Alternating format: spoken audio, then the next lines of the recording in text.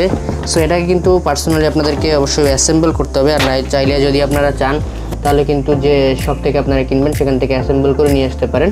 So আমি assemble নিজে করতে পারি। সো দ্যাটস ওয়াই প্রথমে যদি আমরা বের করি, আমাদের সর্বপ্রথমে যেটা বের হবে সেটা হচ্ছে গিয়ে আমাদের একটা ওয়ারেন্টি কার্ড রয়েছে, এবং অবশ্যই এই ফ্যানটার সাথে ওয়ারেন্টি কার্ড আপনারা বুঝে নেবেন। সো তারপরে যদি আমরা দেখি, এখানে অবশ্যই একটা হেড যেটা হচ্ছে গিয়ে এটা চালায় আর কি কন্ট্রোলার, অ্যান্ড এটা হচ্ছে ব্যাটারি প্যানেলটা যেটাতে ব্যাটারিটা আছে এবং কন্ট্রোল প্যানেলটা আছে। সো এটা থেকে আমরা সাইডে রেখে দিই। অ্যান্ড এখানে যদি আমরা নেক্সট দেখি, নেক্সট আমাদের এখানে পাখাটা আছে। সো পাখাটা কিন্তু 5টা পাখাওয়ালা, সো বেশি হাওয়া দিবে।